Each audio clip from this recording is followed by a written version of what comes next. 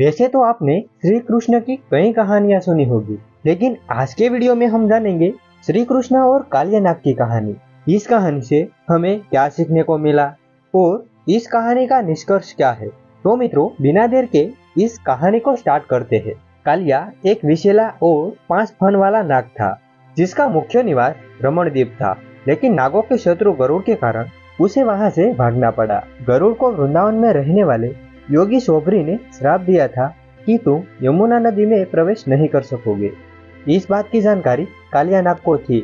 इसी कारण से कालिया नाग ने यमुना नदी में रहने का निर्णय लिया। एक दिन कृष्ण और उनके सखा यमुना नदी के किनारे गेंद से खेल रहे थे। अचानक उन्होंने कुछ ग्रामीणों को मदद के लिए चिल्लाते हुए सुना।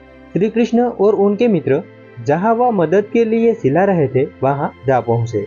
वहां पर एक बालन भयभीत होकर कह रही थी, मदद करो, मेरा बेटा इस नदी में फिसल गया है। श्री कृष्ण यह सुनते ही उनके पास आए। उन्हें देख वह ग्वालन रोने लगी और भयभीत स्वर में बोली, मेरा बेटा यमुना नदी के किनारे खेल रहा था, पता नहीं कैसे उनका पैर फिसल गया और वह नदी में गिर गया।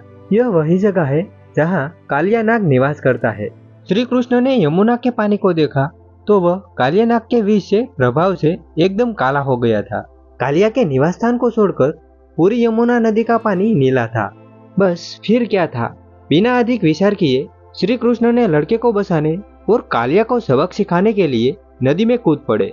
जैसे ही वह पानी के अंदर आए, उन्होंने देखा कि कालिया नाग ने बालक को अपनी पूंछ से लिपटा रखा है। श्री कृष्ण ने कालिया को चेतावनी दी, उसे छोड़ दो कालिया, बच्चे को नुकसान पहुंचाने का कोई अर्थ नहीं है। मैं तुम्हें सबक सिखाने के लिए ही आया हूँ। कालिया नाग ने श्री कृष्ण का उपहास करते हुए कहा, हाँ, आप मुझे सबक सिखाने के लिए ही आए हैं। ठीक है, देखते हैं। यह कहकर उसने लड़के को मुक्त कर दिया। अब कालिया और श्री कृष्ण के बीच भयावह युद्ध शुरू हो गया। गोकुल के लोगों ने जब यह समाचार सुना तो तुरंत नंद और यशोदा सहित सभी यमुना के किनारे पहुंच गए। अपने काले और बड़े बड़े फनों से कालिया श्री कृष्ण पर हमला कर रहा था, लेकिन वह तो श्री कृष्ण थे। कालिया नाग श्री कृष्ण का कुछ भी बिगाड़ न सका।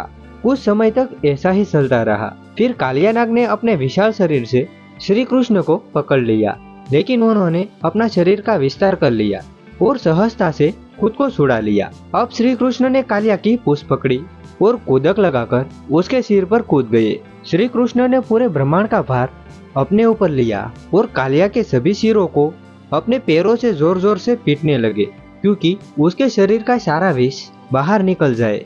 श्री कृष्ण अपने हाथ में बांसुरी लेकर कालिया के सिर पर नृत्य करने लगे। कालिया के सिर पर नृत्य करते हुए श्री कृष्ण धीरे धीरे यमुना नदी के पानी के बाहर आए। उन्हें सुरक्षित देख सारे गोकुलवासी खुश होकर झूमने लगे। फनों पर श्री कृष्ण के लगातार वार करने से कालिया के मुंह से रक्त प्रवाह निकलने लगे और वह धीरे धीरे मरने लगा। लेकिन तभी कालिया की पत्नियां प्रकट हुई और हाथ जोड़कर श्री कृष्ण से प्रार्थना करने लगी कि हे प्रभु, मेरे पति पर दया कीजिए।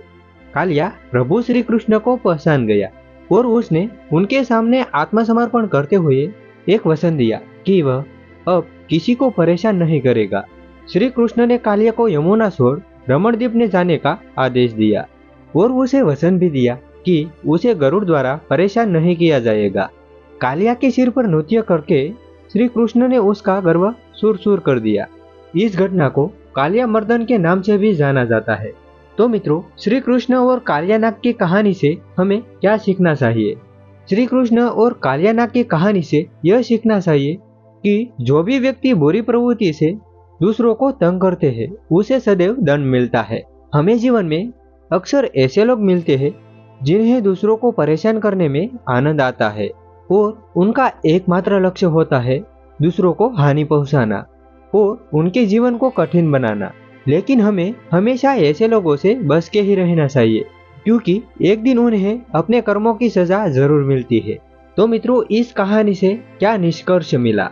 कहानियां सुनना और पढ़ना बच्चों के मस्तिष्क के विकास का एक महत्वपूर्ण हिस्सा है और एक बेहतरीन मानसिक व्यायाम भी है। हमारी धरोहर महान पौराणिक और ऐतिहासिक कहानियों से भरी हुई है।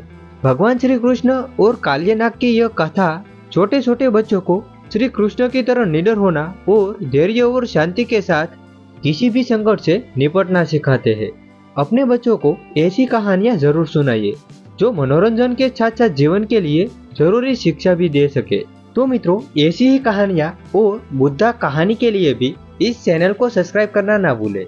आप सबको हमारी तरफ से राधे कृष्णा।